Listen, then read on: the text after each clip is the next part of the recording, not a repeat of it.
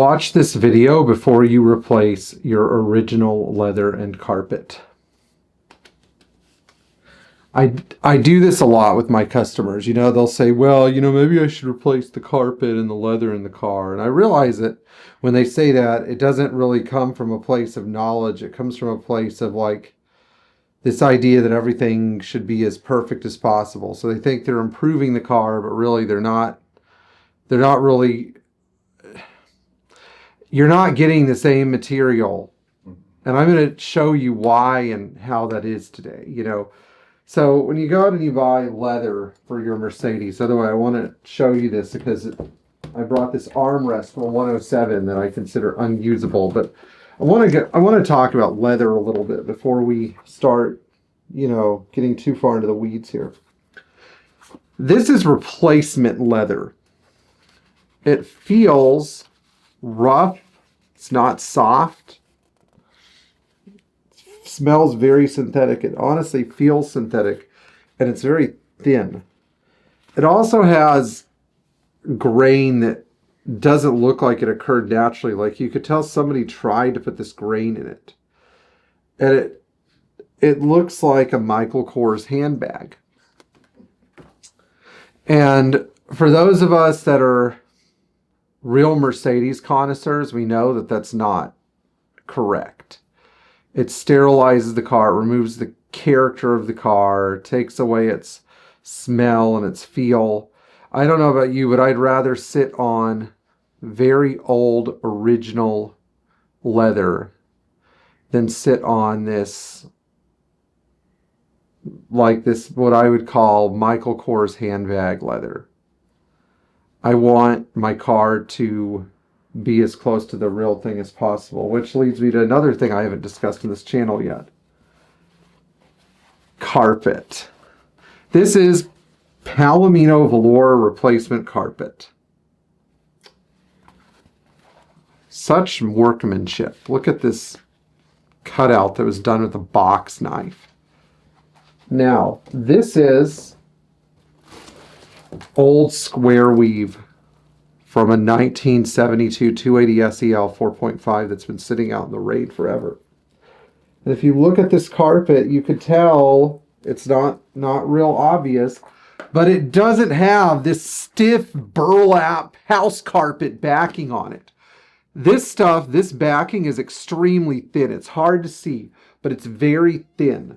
It makes the carpet nice and pliable and soft. The carpet actually feels like it's supposed to. So before you go out replacing your carpet, maybe you should think to yourself, is this the same as that? Let me give you another example. This is a very wet, tired, but still salvageable. Yes, it is salvageable piece of tunnel carpet from a 300 SEL that has also been subjected to numerous amounts of wet weather. So this carpet does not have a stiff backing. It has a soft foam backing, so it's flexible, so it actually feels like velour. It doesn't feel like this imitation. They should sell this as imitation Mercedes carpet. Now, why do I hate this stuff so much? Well, I'll tell you. It's because if you have a contoured piece, like say an entrance rail or the rear shelf on a 107, this does not contour properly. You know, it doesn't. It's not, you know, it's not like this stuff where you can like pretzel it, where it's extremely soft and pliable. You know, it's just, it's too stiff. You can't really make it follow a compound curve or do a true, like I'll show you on this, you could do a true 90-degree turn with this stuff and actually make it adhere. This stuff doesn't. It rolls in the center because it's too stiff. You know, and really, in all honesty, this horrible burlap coating is what you'd find in a house. This is house carpet. This is house carpet with velour over the top. And this is the cheap garbage that you get when you buy a new carpet kit for your Mercedes. This is why I refuse to recarpet any Mercedes that I own unless I have no choice, unless there's no carpet in it at all.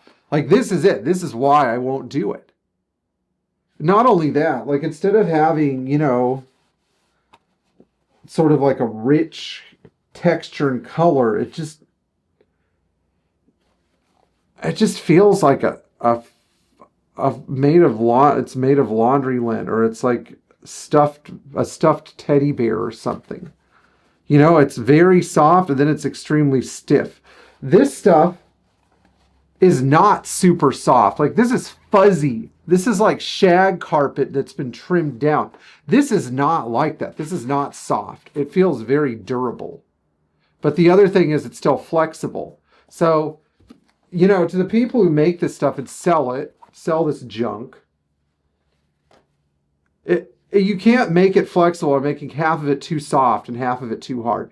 It doesn't work like that. Well, let me show you some workmanship defects that are inescapable. This is an armrest from a 107. I ended up having to buy a new one because I was so dissatisfied with this. This is what you get when you buy an armrest cover, okay? Thinking about redoing your armrest? Look at this. Do you think is this quality workmanship? No, you know, my friend at the upholstery shop who tried to put this on told me this. He said, we can't do much better. We can't. You know, I have a really good upholstery shop. They said the way that they set this up with this zipper, and then here's their idea of a hole, this like way too big hole for the armrest bracket. Look at this. And then of course it tears. And then they put this like weird foam stuff in, you know, to try to, you know, they sell it with the kit to try to make it work better. But in all honesty, they just sort of punch a random hole in it. I mean, these people are not craftsmen. You know, the people are making these covers. Remember, they pre-make the cover, and then they expect you, if you're an upholsterer or an individual, putting this on and make it work. It doesn't work. Like, it's all bunchy. It just looks like a soggy hot dog bun.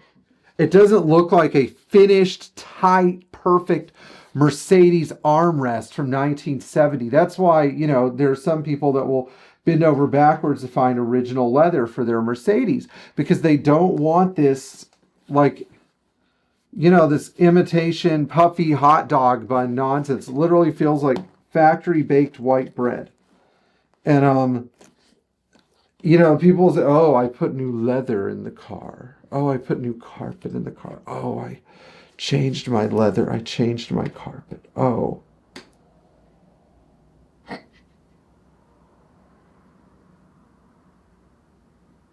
I think you know by my face. Like, it's just, like, the improvement to the car is not there. And so some of you who have put new leather in your car, you're going to start looking at this stuff. You're going to be like, man, Pierre's right. You know, I see the workmanship is not there. It is not enough for the leather to be new. It must be applied properly. Each pattern must be cut. Now, we're going to look at, this is from my friend's 82 300 TD that we're repairing. This is an original piece of Mercedes leather. This is a bottom seat cover in leather because his car had leather from the factory. Look, here's the build tag. You see this? This is a real Roser leather, and it's thick. It's heavy. In the way that they pleated this thing, you know, they put a wire reinforcement here to keep the pleats firm. I mean, this is some amazing stuff. A hand-stitched locking rail made of firm cardboard that actually lasts a lifetime if you don't do anything stupid and try to take it apart. I mean, this is not something you could just go out and get today. And so many people, when they, you know, see one little split, oh, my leather's got one little split and I've got to redo the whole interior.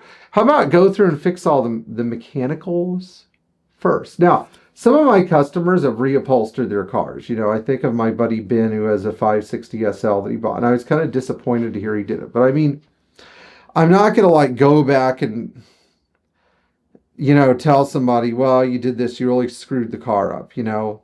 Sometimes I want to, but I realize like I can't do that with everybody. Some people just feel like the replacement leather makes the car better, and I understand that. I get it. But the reason I'm making this video is because there are fewer and fewer Mercedes that retain their original leather and carpet. And so what this is, it's sort of an appeal to keep these finishes original so we actually know what the authentic representation of the car is today.